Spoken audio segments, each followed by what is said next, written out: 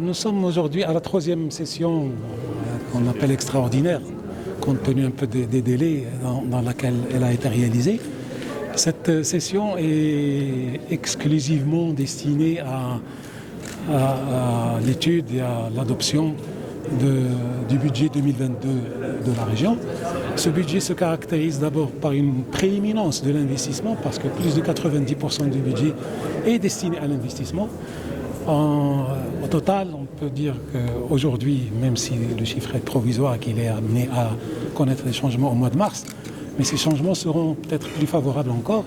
Nous sommes à peu près à 2 milliards de dirhams d'investissement qui sont prévus. Les 2 milliards, donc d'abord, il y a à peu près la moitié, on va dire, qui est destinée à des projets qui sont déjà programmés ou en cours ou qui font objet de convention. Et l'autre moitié a été destinée essentiellement à la préparation de conditions d'amélioration de l'entrepreneuriat et de la création de richesses et donc de l'emploi au sein de la région.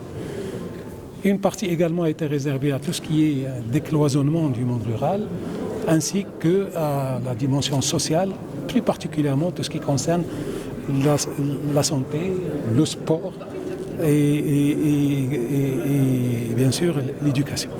Donc dans les mois qui viennent, nous serons amenés à détailler davantage ces programmes et surtout à élaborer un nouveau plan de développement régional pour la période 2022-2027 qui va être encore plus précis sur ces projets et dont les moyens de financement seront en conséquence. Donc nous considérons que la région est un moyen d'assurer des leviers pour le développement.